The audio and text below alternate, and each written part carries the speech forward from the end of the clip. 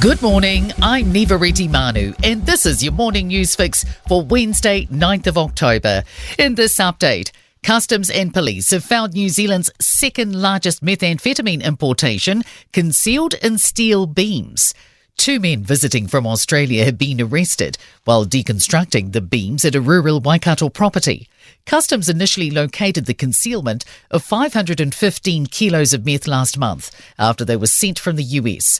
It's estimated the shipment would have produced around 25 million individual doses of the drug. All up, 5 men aged between 31 and 51 have been arrested. One of the men also faces a firearms charge after a military-style semi-automatic rifle was found. The captain of the Manawa Nui has described its sinking as her worst imagining.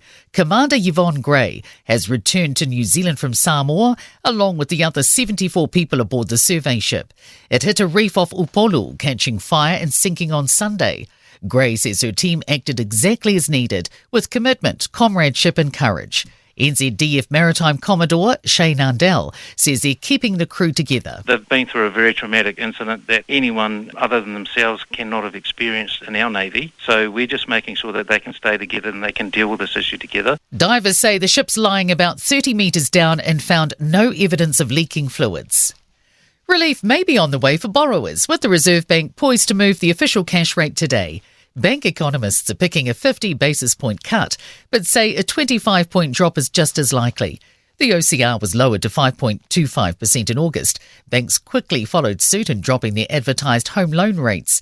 Herald business editor-at-large Liam Dan says the big decision's due at 2 p.m. A 50 basis point cut would mean we'd see a bigger cut to retail mortgage rates sooner, and that would put money in the pockets of people who are refixing their mortgages and be a boost to businesses which tend to borrow on short-term rates. A Kāinga Ora board member slammed a scathing review of the housing agency in her resignation letter. The report found Kāinga Ora was not financially viable without significant savings. Professor Philippa Howden-Chapman, who was on the Social Housing Agency's board for 6 years, resigned just 9 days after a critical review by former Prime Minister Sir Bill English was made public. Her resignation letter says she does not accept the blanket criticism of the Crown Agency and says the report contained anecdotal evidence.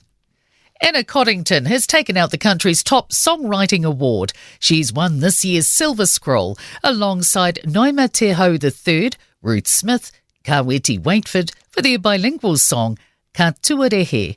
The 43-year-old accepted the award in a ceremony at Wellington St James Theatre last night. And in sport, New Zealand's batting middle order has melted in the desert as part of a 60-run loss against Australia in their Women's T20 World Cup cricket match in Sharjah. Financial trouble looms in the Western Bears' bid to join League's NRL in 2027 as part of expansion plans. And Spanish footballer Andreas Iniesta has retired aged 40. He struck in the 116th minute of the 2010 World Cup decider against the Netherlands to win the country's maiden tournament. I'm Nivareti Manu, and that's your latest news fix. We'll be back with the next update at midday from the Newstalk ZB newsroom.